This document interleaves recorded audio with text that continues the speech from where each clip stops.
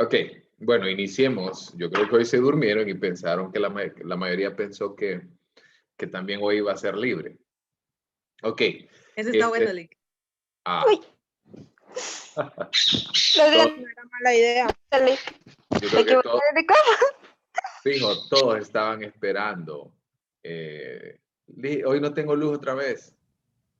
Sí, Lick. No. Vamos a ver. Ok. Perdón. Lick, no que le ande- escucho nada. No sé si solo yo, todos no le escuchan. ¿Me escuchan los demás? Pues yo lo escucho, Lick. Yo se escucha bien. Yo sí lo escucho, Lick. Yo también. Ok. Ok, bueno, les quiero comentar lo siguiente. Pucha, qué ariscos andan hoy con la cámara, por cierto. Solo les voy a decir que le enciendan un ratito. Ok. Ok. Está la mayoría ya. Ok. Bueno, hoy damos inicio formal a la segunda unidad de la clase. Obviamente ya la iniciamos desde la semana pasada porque ya ustedes ya empezaron con la autoaplicación, o por lo menos eso espero, que ustedes ya hayan empezado con la autoaplicación para que vayan trabajando.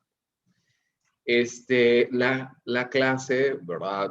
Les pareció muy light, bien tranquila, el Raven es bello, es fácil de aplicar, pero no quiero que se lleven esa impresión porque el MPI es muy distinto. Va a requerir, ahorita digamos que estas 3 semanas que ya tuvimos anteriormente fueron semanas de ajuste, digamos, que venían todavía con la pereza de vacaciones de diciembre, todavía queriendo bajar las libritas de los tamales, todavía se sentía espíritu navideño, pero ya para esta unidad, la unidad 2 es la más fuerte, es una de las más fuertes, en el sentido de que el MPI es una de las pruebas más difíciles en general de poder dar la interpretación, porque no solo es aplicar y como vieron en Raven, grado tal, C y tal, sino que aquí entran en juego diferentes combinaciones, entra en juego su ojo clínico, entra en juego todo lo que ustedes pueden captar del proceso de aplicación, entre otras cosas. Entonces, con esto no los quiero asustar, pero los quiero alentar a que se comprometan mucho más en la clase. Entonces, les quiero explicar también un poco la tónica de esta clase. Solo permítanme que por aquí tengo mi calendario. Bueno, si ya se dieron cuenta, bueno, el próximo lunes ya es 1 de marzo. Sin mucho cuento. Ya huele a playa y dice que como no van a mover Semana Santa, entonces se pueden ir a la playa si quieren. Ok, nosotros tenemos hasta el viernes 26 de marzo. ¿Sí? Ese es el último día y después de eso ustedes ya se van listos para Semana Santa. Eso quiere decir que tenemos aproximadamente por ahí entre 29 y 30 días. Prácticamente tenemos como 4 semanas y un poquito más. ¿Por qué? ¿Y por qué les quiero comentar esta situación? Es porque no todos los días nos vamos a reunir. ¿Ok? Ese es el primer punto. Porque si ustedes ya se empezaron a dar cuenta, en el MPI hay mucho trabajo que ustedes tienen que avanzar por ¿cierto? Entonces, recuerden que, por cierto, este viernes hay taller. ¿Sí?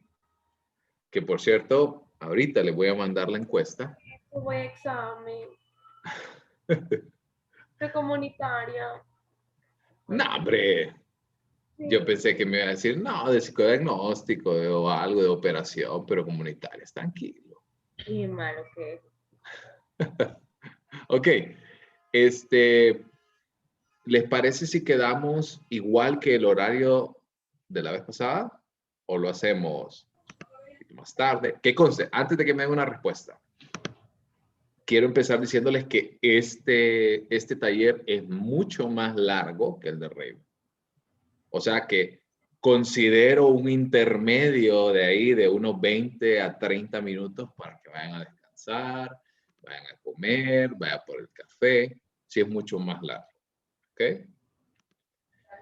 ¿Les parece si agarramos la tarde como de 1 a 5 p.m.? Sí, Lick, sí, Por Lick. eso digo 4 horas. Sí, a esa hora está perfecto. Ok. Déjenme revisar mi calendario. Un segundito. Porque de 1 a 5, sí, no tengo despejado. Porque realmente, como les digo, el MMPI es mucho más exigente que el REIT. ¿Ok? Entonces, ¿les parece? ¿Alguien tiene alguna dificultad? ¿Nadie? El trabajo, Lick, pero sí lo grabaría siempre, ¿verdad? Siempre. Sí, Lick, porque yo trabajo también. Ok. Trataría de entrar 1 hora, creo, sí. Miren, traten de hacerlo. Yo siempre, siempre los invito y realmente hago los talleres de esa manera para que ustedes no pierdan la continuidad. Porque si yo les explico hoy cómo califican, de dónde sacan, y les enseño los baremos, y mañana me preguntan, Lick, ¿y en qué página están? Lick, ¿y qué baremos vamos a utilizar? Lick, ¿me entienden? Entonces, por eso hago los talleres de esa manera, para que además de eso sea un solo video en el que ustedes van a ir trabajando. ¿Ok? ¿Les parece? Ok. Para mí es excelente, Liz, porque sí, la verdad que sí nos sirve de mucho, hasta incluso para estudiar. Qué bueno. Ok, regálame un segundito, permíteme un segundo.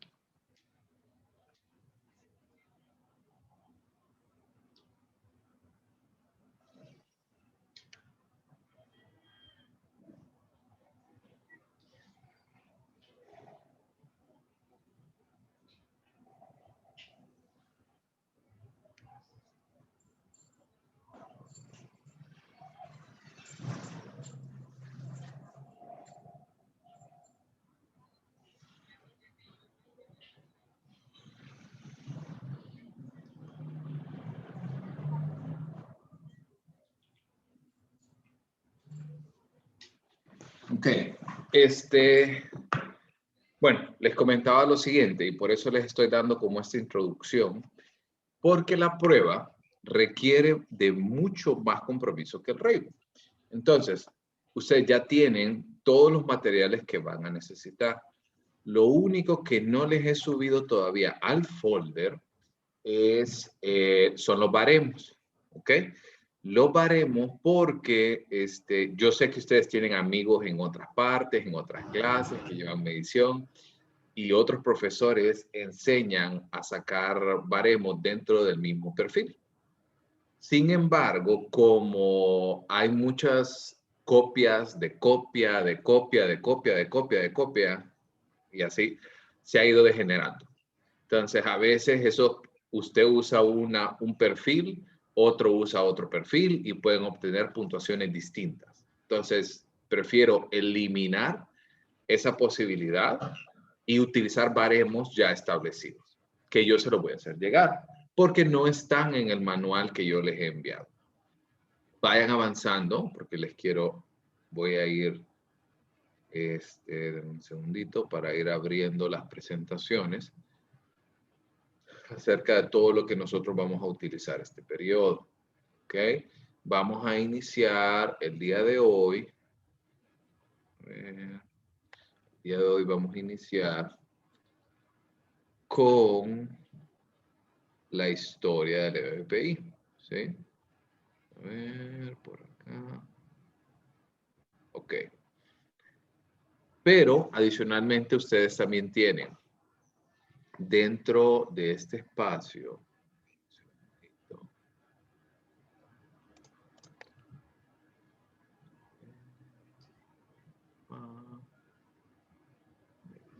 les voy a compartir la carpeta que ya está subida para que ustedes la puedan ver. Ok. En el caso de esto que está por acá, que dice materiales MMPI, que lo lleva a esta carpeta integrada. Ya tienen el formato, tienen la rúbrica de evaluación del informe, tienen este documento que tienen por aquí de pasos generales del MPI 2, es el que vamos a utilizar como un texto base en el taller del día viernes. Ahí va punto a punto, paso a paso. También les coloqué este elemento que dice diagnóstico multiaxial. Les quiero hacer una pregunta. En el caso de anormal, todos llevaron ya anormal 1 por lo menos, ¿no? Sí, Lick. Sí. Ok. ¿Les enseñaron el diagnóstico multiaxial? No. No, a mi caso no. Todavía me acuerdo. ¿Alguien que haya visto el diagnóstico multiaxial? No, Lick. ¿No? Ok.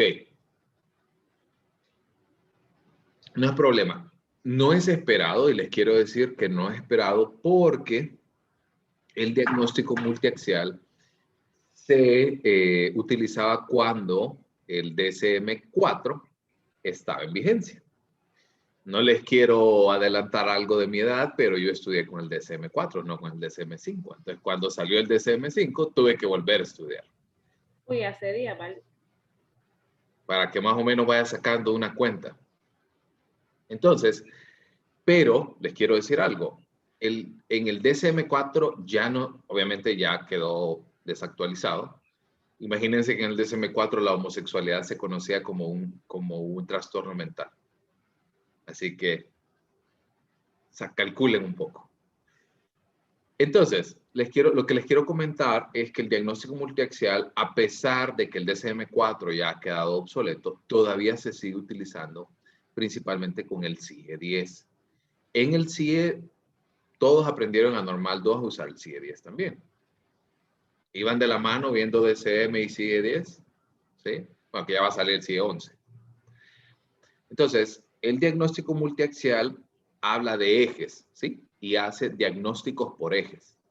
Entonces, este documento que les coloqué acá es un breve resumen de qué es el diagnóstico multiaxial, cómo se utiliza y cuáles son algunas de las ventajas, que si bien es cierto, ya no es la forma actual de diagnosticar, sin embargo, a mí me gustó muchísimo y el MPI se basa mucho en ese diagnóstico multiaxial. Entonces, vayan avanzando esa lectura. Yo no lo voy a tocar en clase, yo no lo voy a discutir en una sesión acá, eso ya queda por su cuenta. Para que cuando yo hable de eje 1, eje 2, eje 3, usted no ande bateando, ahí está esa información. De ahí está este elemento que dice informe MPI enviar, que es un modelo de un informe entregado con anterioridad. No es un machote que usted va a copiar de pies a cabeza, porque tiene errores y lo subo a propósito de esa manera para que ustedes vean cuáles son los errores que se han cometido. Este PDF es el manual de uso e interpretación de Emilia Gómez y María León. Es una adaptación mexicana, que es el que nosotros vamos a utilizar. Y las 4 presentaciones que vamos a utilizar, que encuentran acá, que es MPI 2 Historia, que es por ahí donde vamos a empezar. De ahí tienen este siguiente elemento, que es escalas de validez y clínicas, que de ahí es de donde sale nuestro control de lectura.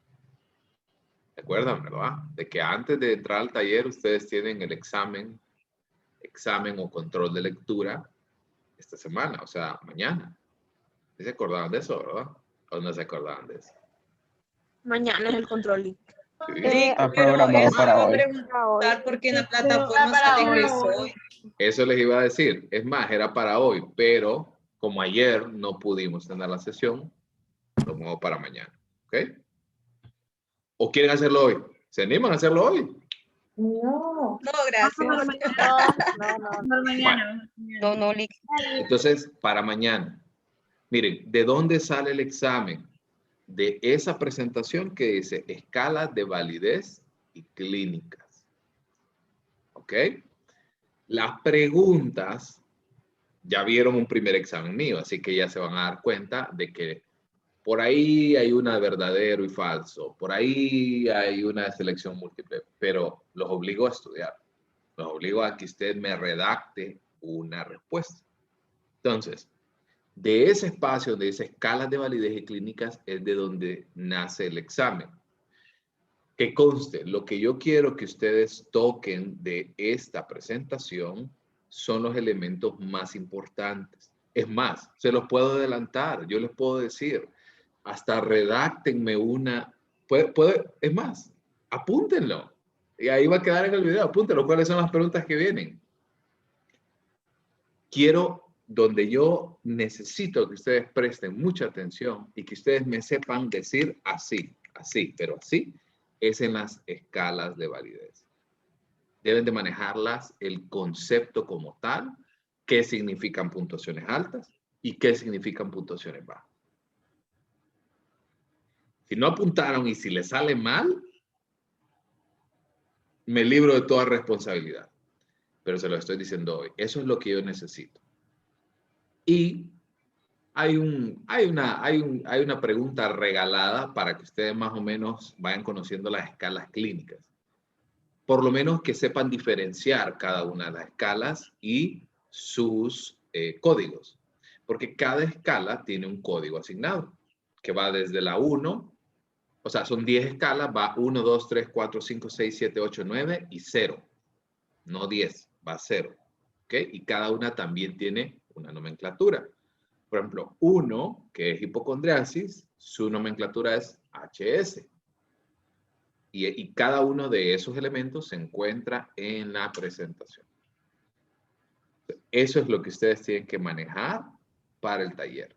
Así que por eso el examen va antes. Pero, ajá, el examen que es para mañana era el que estaba supuestamente para hoy. Sí. ¿Estamos? ¿Se entiende?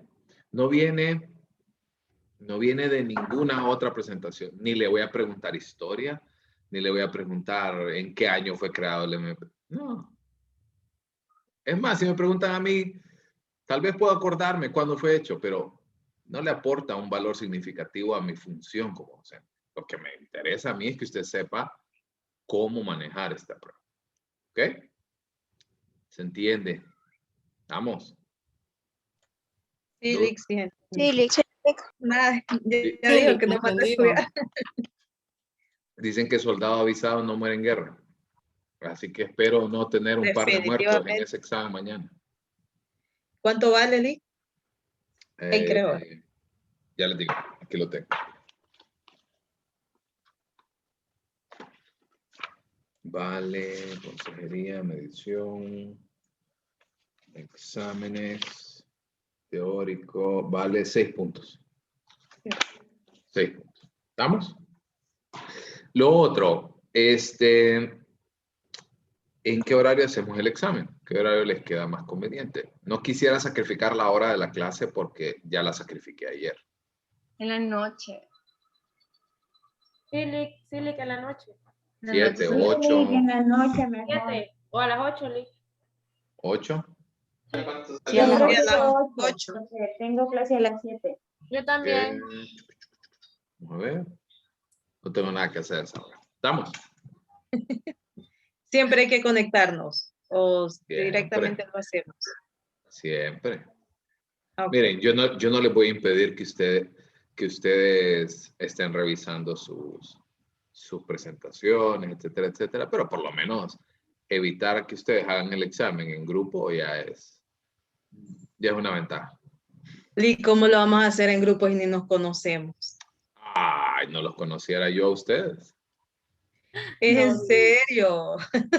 Sí, todos somos revueltos, no somos los mismos de medición, todos. Bueno, vamos a ver. Ok, listo. ¿Se entiende entonces? Mañana, bueno, ahorita vamos a clase, no me vayan a entusiasmar. Suficiente. Ahorita vamos a clases. Mañana seguimos en este primer tema.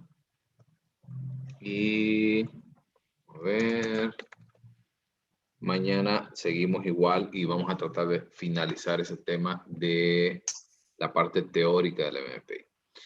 Y a las 8 de la noche tenemos el examen y el taller de 1 a 5. Lick, yo no puedo a las 8 de la noche, yo salgo hasta las 9 del trabajo. A ver, ¿quién está? Ingrid.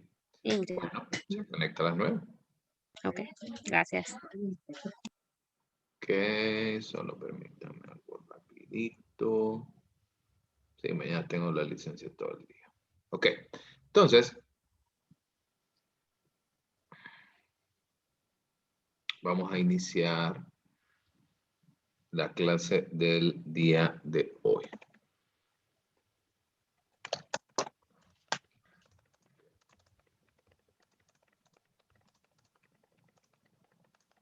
Ok,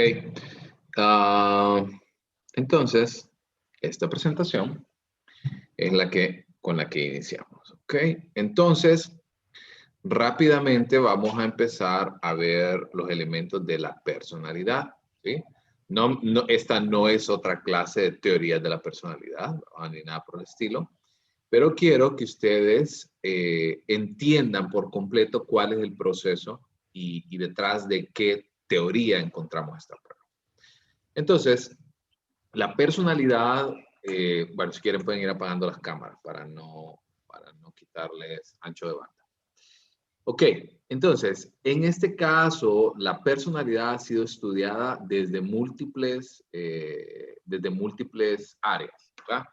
No solamente desde el tema no solamente desde una corriente o no solamente desde una teoría, sino que ha sido estudiada desde cada uno de los puntos más importantes de la psicología. Etimológicamente, la personalidad, esa palabra proviene del griego persona, que también es un término que alude a una máscara que era utilizado en el anfiteatro por actores que se utilizaban en esa época. La personalidad se maneja como un elemento de máscara, como una faceta que nosotros presentamos ante el mundo exterior. ¿Sí? Esa es como la raíz etimológica.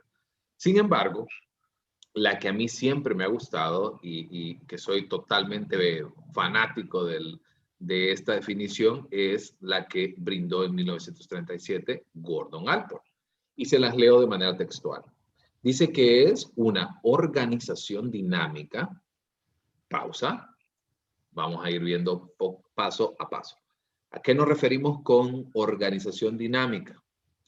¿Les ha pasado que ustedes dentro de su cuarto tienen un relajo que solo ustedes entienden, pero si alguien llega ahí y les mueve algo de ese lugar, usted sabe que está en su relajo, pero usted sabe dónde está? Sí, ¿Sí? me enoja Sí, que Lick. toquen las cosas. Sí, Lick. Digamos que cada uno tiene su propio sistema de organización. ¿Sí? Y la personalidad es una organización de rasgos, conductas, temperamentos, pensamientos. ¿Sí? Y algo importante que les quiero poner aquí es que es dinámica. No, usted no es.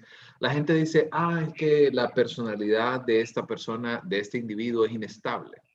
O esta persona es así. Es que realmente así pasa. O sea, si usted tuviera la misma personalidad de lo que tenía hace un año, ¿sería posible? No. No. Y la de cuando usted era adolescente, tampoco. Tampoco. Exacto. Entonces, por eso la personalidad cambia. Y no es, cuando les digo que se adapta a la realidad, se adapta a la actualidad, no le quiero decir de que usted es un tal por cual, doble cara, no sé qué, y los típicos insultos que hay. No, bro. Sino que cada experiencia que nosotros vivimos moldea nuestra realidad. Y al moldearla necesitamos adaptarnos a esta nueva realidad. ¿Ok? Esa es la primera pausa. Es dinámica, es cambiante. Es más, si ustedes recuerdan las teorías que nacen de Allport, por ahí nace la teoría bifactorial de Spearman que vimos, también nace la de Cattell, la de Raymond Cattell, y habla de que también existen rasgos que son centrales y rasgos que son periféricos. Los centrales son rasgos ya más asociados a valores, a creencias muy arraigadas, y los periféricos son los que van cambiando según el momento en el que nosotros nos encontramos. Entonces, una organización dinámica de las fuerzas psicofísicas y determinan en el individuo un ajuste a su medio ambiente. Entonces, no solamente es el individuo, sino que es el individuo y el ambiente. Y ustedes recuerdan en la teoría de Adler que hablaba de la influencia recíproca, de que yo modifico el ambiente, pero también el ambiente me modifica a mí. Entonces, la personalidad se refiere no solamente al tema de lo que somos nosotros como individuos o como rasgos, sino también cómo el ambiente ha generado un proceso de ajuste en nosotros y viceversa. ¿Ok? Obviamente, si pensamos en el simple hecho del constructo de la personalidad, no es fácil. ¿Sí? No es fácil. No es fácil como una prueba de glucosa, ¿verdad? Que la prueba viene y le dice, bueno, usted tiene tantos gramos por decilitro de sangre. No, no es tan sencillo. Porque no solo está midiendo un aspecto. Entonces, como una respuesta ante esa necesidad de hablar acerca de la personalidad, surgen las pruebas psicológicas. En este caso de las pruebas se pueden reconocer como una serie de reactivos que miden características de los seres humanos que determinan su conducta. No solamente personalidad. Ustedes ya vieron pruebas de inteligencia, ya vieron pruebas, ahorita van a ver de personalidad, van a ver pruebas que miden estados específicos como depresión, ansiedad, miden aspectos relacionados con valores, por ejemplo. Entonces, estos reactivos, ¿sí?, van en disposición de explorar esa área en específico. ¿Y cuál es el área más importante para la personalidad? Son los rasgos. Los rasgos son aquellas disposiciones que, como les decía, que son relativamente estables y duraderas.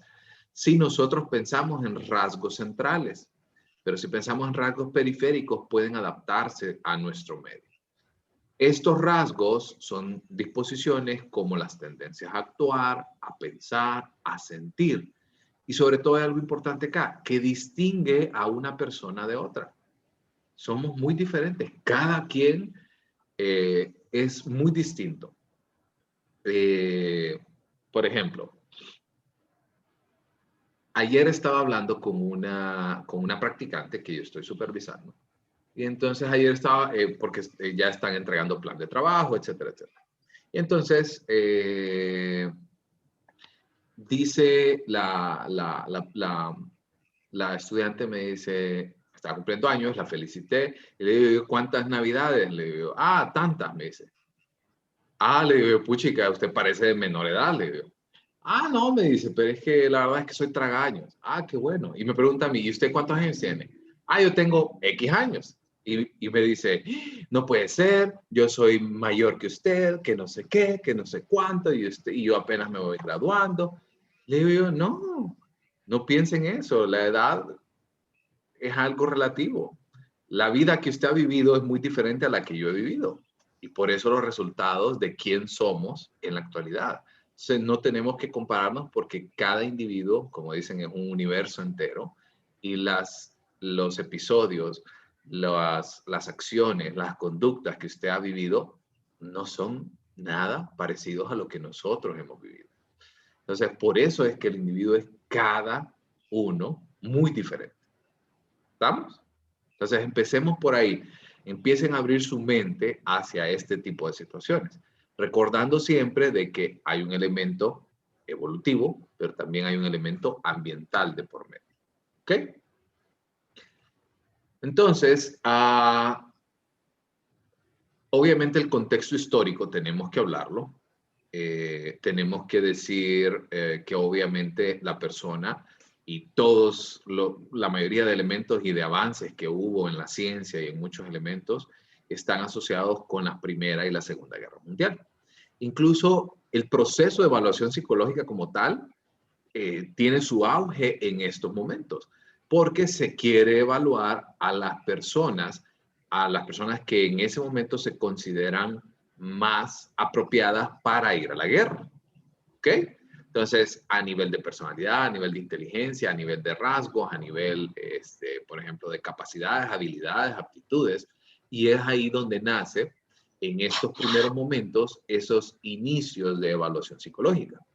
Pero como tal, ya formalmente es hasta 1920, o sea, 2 años después de finalizar la Primera Guerra Mundial, que Robert Woodward presenta su primer cuestionario de personalidad como tal, y que es conocido como el Personal Data Sheet, que es el cuestionario de datos personales, en el cual incluyó algunas de las escalas de tendencias psiconeuróticas. Si ustedes recuerdan, en aquel momento, imagínense, en 1920, Freud todavía estaba vivo, por cierto. Sí, creo que Freud murió en 1920 y pico.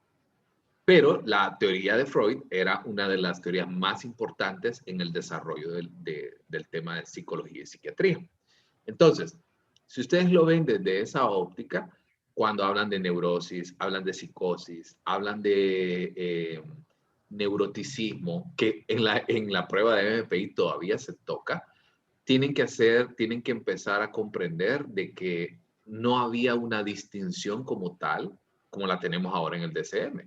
Porque ahora usted habla de depresión, habla de trastorno de síntomas somáticos, habla de trastorno de personalidad, pero en aquel momento se hablaba de neurosis, psicosis, histeria y términos muy generales para distinguir estos trastornos.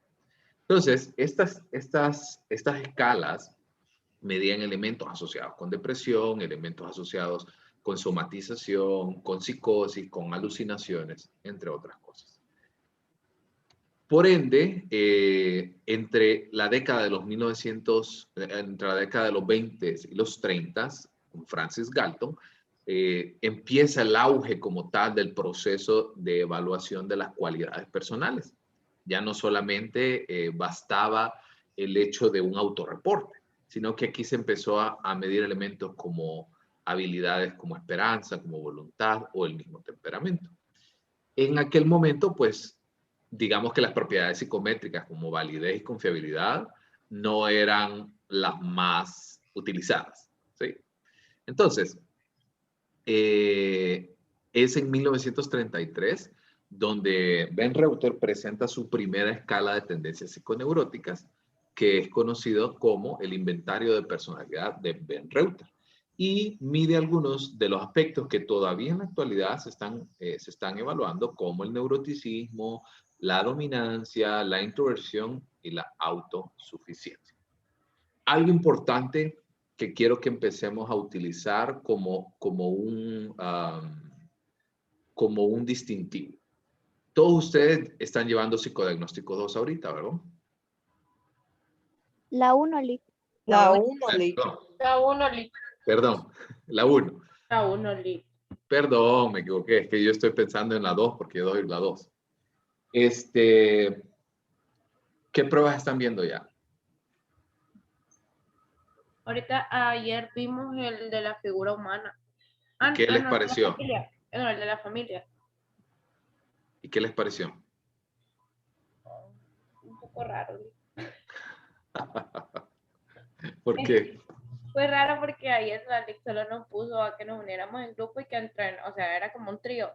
Y que una nos diera el cuestionario y nosotros fuéramos haciendo el dibujo de la familia. Ok, le voy a ir adelantando que eso yo siempre...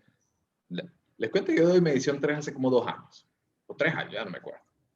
Entonces, siempre me he dado la tarea porque me doy cuenta de que algunos, no todos, pero algunos profesores en psicodiagnóstico 1 no tocan esto de las pruebas estructuradas y de las pruebas no estructuradas. ¿Ok? Y aprovechando que ustedes ya están siendo introducidos en el tema de evaluación de personalidad con pruebas proyectivas, tienen que saber esta diferencia. ¿Ok?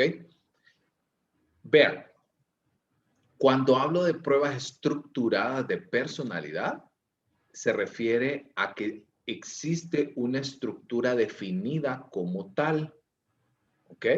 Como por ejemplo, Hay de selección múltiple, hay de verdadero o falso, como el caso ahorita que ustedes tienen. Hay, por ejemplo, elementos asociados con, si hablamos de evaluación de personalidad, por ejemplo, se le plantea un dilema moral a la persona y debe de resolverla, no de manera abierta, sino que se le presentan ciertas opciones. O sea, la estructura de la prueba como tal ya está definida, ¿sí? Y a eso nos referimos con una prueba estructurada. ¿Okay? Desde la consigna hasta la calificación, a elementos asociados con el desarrollo de las pruebas, el desarrollo del informe, entre otras cosas. ¿Okay? Entonces, ¿qué queremos evaluar acá? Con las pruebas estructuradas, evaluamos rasgos, tipos de personalidad, estados de personalidad, aspectos como autoestima, como procesos de ansiedad, depresión, incluso en el MPI se mide, por ejemplo, si existen problemas familiares, si existe un rechazo al trabajo, cómo se puede adaptar un tratamiento psiquiátrico o psicológico, entre otras cosas. Por otra parte, las pruebas no estructuradas, ¿sí? Tienen la diferencia de que lo único que está ya regido es la consigna y la calificación. Pero la calificación tiene un asterisco ahí. Ya les voy a explicar por qué. ¿Ya se aprendieron la consigna del DFH? No mucho. No, Liz. La consigna es dibújame una figura humana que no sea de palitos y que no sea una caricatura. Eso es todo. Así que no vayan a fallarlo, ¿no? Entonces, esa es la consigna. Pero les quiero decir algo. Y se los voy a mostrar, se los quiero mostrar, porque esto yo lo enseño en la clase de psicodiagnóstico 2 también. Permítanme un segundito. Abro por acá.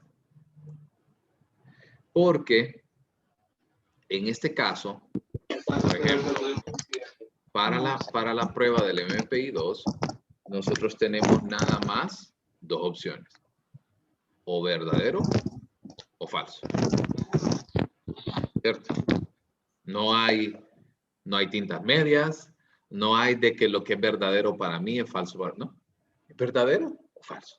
¿Ok? Pero lo que les quiero mostrar es lo siguiente. La prueba y todas las pruebas proyectivas tienen una particularidad. Estas pruebas, obviamente, se basan en el análisis de dibujos, ¿ok? Empecemos por ahí. Entonces, al ser dibujos, queda mucho a la interpretación del evaluado, ¿ok? Repito, al evaluar nosotros dibujos, queda mucho, mucho, mucho a la percepción del evaluador, ¿ok? Por ejemplo, les voy a mostrar el libro que ustedes van a utilizar para psicodiagnóstico 2, que también lo pueden utilizar para psicodiagnóstico 1, pero no es la versión que ustedes ven, que es la de Coppins. Yo la que les enseño en psicodiagnóstico 2 es la de McCover, que tiene algunas diferencias muy sutiles, pero me quiero ir hasta la última parte, hasta la parte de dibujos, ¿ok? Entonces, vean, como les decía, nosotros en estas pruebas, en las pruebas no estructuradas, como el DFH, como Bender, como porque Bender en psicodiagnóstico 2 se va a encontrar que pueden hacer un análisis psicodinámico, ¿sí? Eso también lo van a ver en psicodiagnóstico 2. McCover, la versión Coppins, el test del dibujo de la figura humana, el test del dibujo de la familia, otras pruebas como el hombre bajo la lluvia, que lastimosamente no la vemos en la carrera, pero también el test de HTP, árbol, casa, persona, se basa en análisis de dibujos. O sea, la persona se le da un papel en blanco, la persona lo elabora y usted califica. Entonces, hay dos aspectos importantes. Lo primero que se evalúa es a nivel estructural. O sea, literal, lo que vamos a evaluar es no la calidad del dibujo, o sea, no vamos a decir si es bueno o malo, pero sí vamos a determinar, por ejemplo, elementos estructurales como la cabeza, como las manos, como el perfil de la persona, como el tipo de dibujo de las orejas, de la nariz, de los ojos, ¿sí? En eso consiste el análisis de este tipo de situaciones.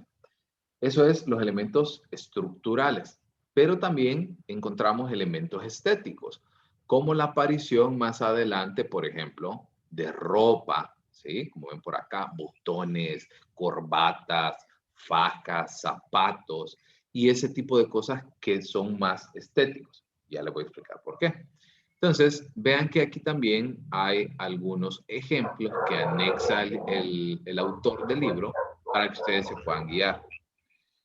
Entonces, ¿por qué les digo de que las pruebas no estructuradas tienden a tener una, no diría dificultad completa, pero sí por lo menos depende mucho del ojo del evaluador? Porque, por ejemplo, hay algunos casos en el cual el individuo se puede utilizar este tipo de elementos, ¿verdad? Y decir de que el zapato se ve de una forma o el pie se ve de una forma. Entonces queda muy subjetivo a la visión del evaluador. En el caso de las pruebas estructuradas, o es así o no es así. Y no hay otra opción, no hay deliberación, ¿sí? Entonces, en el caso de las pruebas no estructuradas, sí puede existir este tipo de dificultades. ¿Se entiende la diferencia entre pruebas estructuradas y pruebas no estructuradas? Creo que sí. Sí, sí se entiende. Sí. Sí. Ok. Sí, licenciado. Y se los quiero comentar, pues ya casi vamos a terminar, pero no quiero desaprovechar la oportunidad porque resulta que yo he trabajado también como consultor privado en casos de abuso sexual, por ejemplo, en casos de lujuria, de actos en contra de menores o incluso en contra de adultos. Y una de las pruebas que se utiliza con mayor frecuencia en este tipo de evaluaciones es el dibujo de la figura humana. ¿Ok? Pero muchas veces, en ese afán que tienen el Ministerio Público como tal, ¿verdad? De poder asegurar un proceso de una pena, entre otras cosas, muchas veces los evaluadores se dejan guiar mucho por dibujos que de repente pueden suscitar algo que de repente no es. Ok, le estoy robando a la persona que les está dando psicodiagnóstico 1, pero le voy a ir adelantando algo. Ok, imagínense lo siguiente. Yo estoy dibujando, hago mi dibujo, ¿verdad? Y al hacer mi dibujo de la figura humana, ¿sí? Que conste que no vale, porque lo estoy haciendo con mouse también, ¿verdad? Así que, ok, imagínense entonces a esta persona, ¿sí? Y, por ejemplo, la persona lo dibuja todo, bla, bla, bla. Y la zona pélvica, ¿sí? Tiende a ser una zona que capta mucha atención en casos de abuso sexual. Porque el individuo, como tal, la persona, cuando ha sufrido un abuso, tiende a manifestar de alguna u otra forma la presencia de un indicio, ¿sí? Una parte, un dibujo. Pero muchas veces puede ser mal interpretado. Por ejemplo, ahí estamos hablando de que es un pantalón, ¿cierto? ¿Sí? ¿Y qué pasa si el niño viene y dibuja esto? ¿Qué dirían que es? Una faja. ¿Una faja? ¿Botones? Botones. ¿Y si dibujara esto? ¿Qué podría ser? El ¿Las zipper. costuras? ¿Zipper? ¿Ok? Entonces, muchas veces las personas se basan en algo algo tan elemental como esto y pueden decir que no, ¿verdad? Que hay indicios claros de abuso sexual, por ejemplo. Entonces, por eso la prueba estructurada es subjetiva. Porque algunos me dijeron botones, algunos me dijeron faja, algunos me dijeron que de repente es un buzo y el buzo, por ejemplo, el diseño es así, o el diseño es punteado, qué sé yo. Porque nadie más que la persona que lo dibuja sabe con seguridad y a ciencia cierta qué es lo que dibujó. ¿Ok? Para que a ustedes les vaya quedando claro, por ejemplo, estos son dibujos de niños que han sido comprobados, o sea, no es ningún indicio o que yo creo o que, por ejemplo, me parece que los dibujos que me pueden indicar algo. No, estos son dibujos como tal de genitales y en niños que han sido abusados. Y vean esta parte aquí del relato que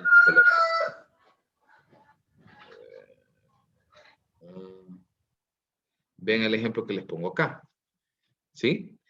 Esta es dibujos realistas de genitales o representaciones simbólicas inequívocas. O sea, no hay duda. ¿Sí? Véanlo en todos los casos. ¿Sí?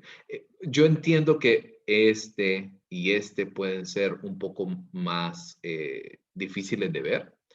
Sin embargo, los otros son evidentemente claros en la aparición de elementos asociados con relaciones sexuales y con características sexuales. Tanto primarias, pues ustedes recuerdan que las primarias es específicamente el sistema reproductor masculino y femenino. Pero también hay secundarias, como por ejemplo la aparición de los pechos en las mujeres, la aparición de vello púbico, la aparición de vello facial en el caso de los hombres, entre otras cosas. Entonces, por eso es que este tipo de pruebas para desarrollar debemos de estar 100% seguros de este tipo de situaciones. Y lo que les quiero comentar es que lastimosamente en nuestro país, este tipo de evaluaciones específicamente organizadas por el miembro rector de brindar justicia en el país, que es el Ministerio Público, no siempre son utilizadas de la mejor manera. ¿Ok? Entonces, por eso les pongo este ejemplo, porque es muy fácil dejarse guiar por algo, por un indicio, y no prestar atención a elementos realmente, como dicen en esta imagen que me encantó, son inequívocos, o sea, no hay duda. Es más, tengo por ahí y van a aparecerles en algunos de los manuales que si ustedes tienen la oportunidad de echarles un ojo, ejemplos como tal de la aparición de un miembro masculino e incluso representar el hecho sexual como tal. Entonces, esos son elementos inequívocos, representaciones que no hay duda. Entonces, por eso, esa distinción importante entre pruebas estructuradas y pruebas no estructuradas. ¿Estamos? ¿Dudas? ¿Hasta acá? ¿Estamos bien? Estamos bien, Lick. No, Lick, ninguna duda. A ver. Me dijeron no hay ninguna duda, pero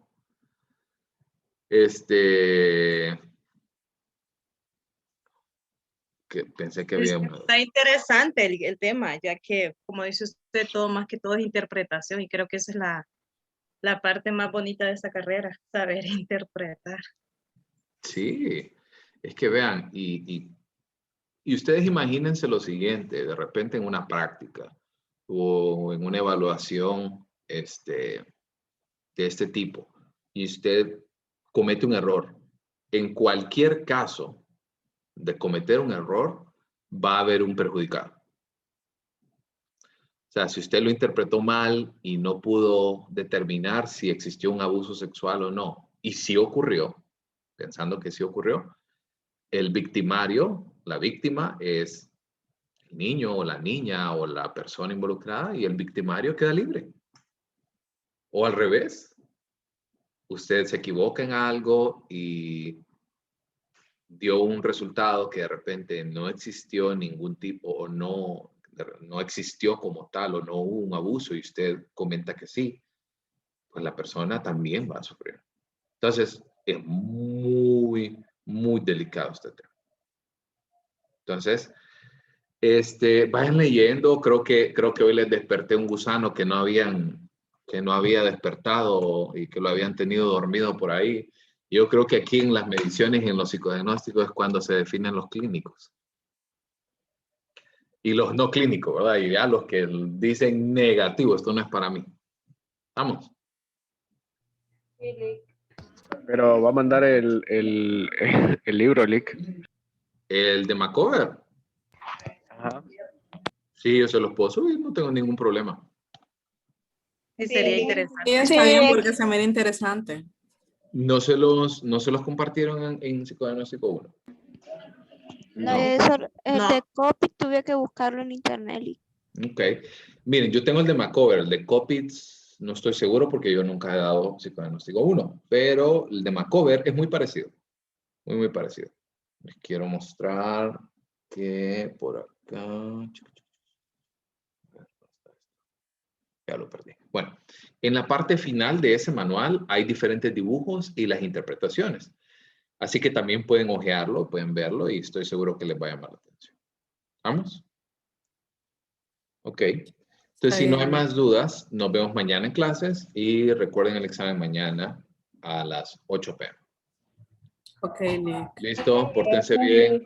Gracias. Gracias. Buen día. Feliz día. Nos vemos. Nos vemos, licenciado.